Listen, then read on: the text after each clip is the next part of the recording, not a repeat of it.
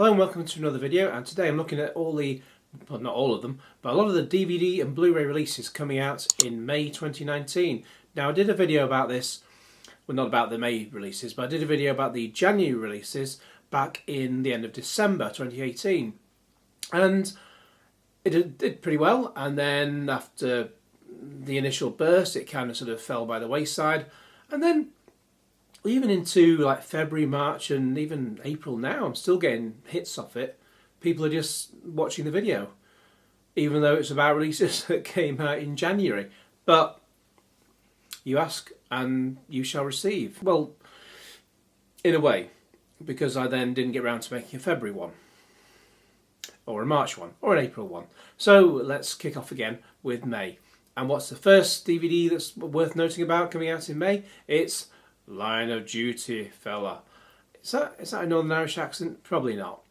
I can't do accents. I talk too posh for my accent.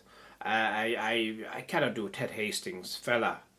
No, that's getting even worse. Anyway, Line of Duty. You've heard of Line of Duty. It's on BBC One. It's now in its 5th series, and it's absolutely bloody brilliant. It has gone a little bit off the rails a little bit for this series, because it's normally excellent, and Series 5 has just got a little bit too ridiculous at times. At the time, I'm not going to give any spoilers, but at the time of recording this video, I've seen episode 4. I might publish this video before, well, maybe either before or after episode 5 is broadcast. So, but then I'll know a little bit more about the plot, because I've not seen any of the episodes after that one, and I doubt many other people have, apart from the people who are in it. But anyway, Line of Duty, it stars Ted Hastings as Adrian Dunbar, other way round. It's got, what's his name, Martin Compston and Vicky McClure. Every series has a guest star.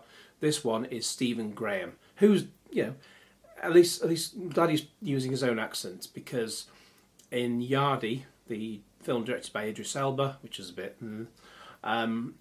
he put on a Rastafarian accent. It was awful. The film was, not great. Anyway, Line of Duty. Watch it, or you'll be served with a Reg 15, fella. There's a lot of other films coming out in May, and so I'll just whiz through them quickly. And the first one is Holmes and Watson, with Will Ferrell and John C. Reilly, and it's great. Well, there's a scene before the opening credits where Will Ferrell's not in it. That's great. Then Will Ferrell turns up. What can you do? Also out on May the 6th is The Vanishing, not the Swedish film, I think it was, that came out in 1988, nor the 1994 remake, which was terrible, but a new film starring Gerard Butler about 3 lighthouse keepers on the remote Flannan Isles who find a hidden trunk of gold leading to their mysterious disappearance. I've not seen it. It does look really good, so I'm looking forward to checking that out. Then we move on to May 13th, and the first film out from that week is Bumblebee, which is, I've still not seen it because it's the PG rated version and the film should be a 12 and it's been censored. So by all means buy it, but try and track down the uncut Blu-ray if you can, which will be, most Blu-ray players should be multi-region, so you can get the US version and then that should play just fine. Also out on May 13th is Chimerica, which is, as I record this, it's currently showing on Channel 4. It airs each Wednesday at 9 PM. It's a really good series. I've seen the whole thing. I'll put a link to my review in the video description below. And yeah, really enjoyed it. That's out on DVD on May 13th. Also out on May 13th is The Favourite, which was certainly a favourite at the Oscars and BAFTAs. And this stars Olivia Colman as Queen Anne. In early 18th century England, a frail Queen Anne occupies the throne and a close friend, Lady Sarah, governs the country in her stead.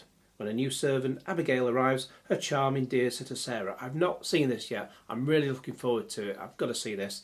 It comes from director Yorgos Lanthimos, who also brought us The Killing of a Sacred Deer, which is a really good film, and The Lobster, which is absolutely bloody brilliant. If you've not seen that film, I highly recommend you to watch it. Then we move on to May 20th, and the big film out that week is Glass, which follows on from 2017's Split with James McAvoy. He's, the guy has 23 different personalities. I think a 24th is about to emerge. I think that's the number altogether. Yeah, it is, because if you watch the end credits of Split, as the credits roll up the screen, you look in the background There's 24 versions, well, 24 split versions of the credits, all sort of going up behind it. It's really clever, really effective. It's a simple idea, but it's really effective. Also in that is Bruce Willis, not in Split, but well, actually no, yeah, Bruce Willis was in Split briefly at the end.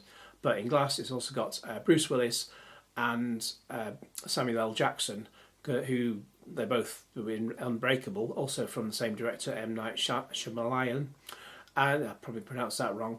And Unbreakable, it was all right.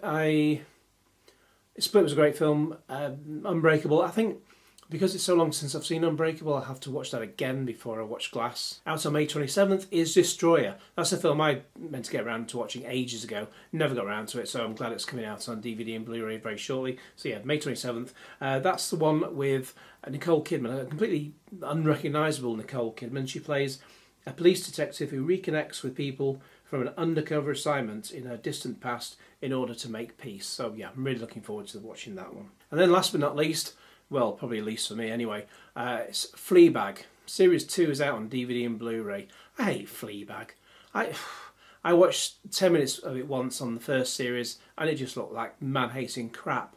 I don't get it at all. I don't get what the hype is around Phoebe Waller-Bridge. I think she's the Emperor's New Clothes. She was in, God, was it Solo? I think it was that one. Was it Solo? Yeah, she was in Solo as a robot. Oh, she didn't. Yeah, she didn't write the script for that one, thank God. But she is going to be writing the script for the next Bond film, which hasn't been named yet. But it will have Rami Malek from Bohemian Rhapsody and Ana de Armas from another film I've completely forgotten. And it's got what's his name, Daniel Craig. I've had enough of Daniel Craig in Bond films. He was rubbish. There's, Casino Royale was a good film. Casino Royale was a good film. Quantum of Solace was actually better than either Skyfall or Spectre. But I'm not at all hyped for Bond 25 based on the fact that Phoebe Waller-Bridge is writing it. Okay, thanks very much for watching. And if you enjoyed this video, please like it and share it with your friends and subscribe if you haven't already. And click on the little bell to get all the notifications. And let's do a little hashtag at the end. If there's one thing Ted Hastings hates, it's burnt coppers. That's so we're gonna anyway. Put a hashtag bent coppers and maybe for next time I'll work on my Northern Irish accent. Why bother? It's going to be rubbish then as well. I think it's verging on Scottish. That's probably rubbish as well. Cue Genesis.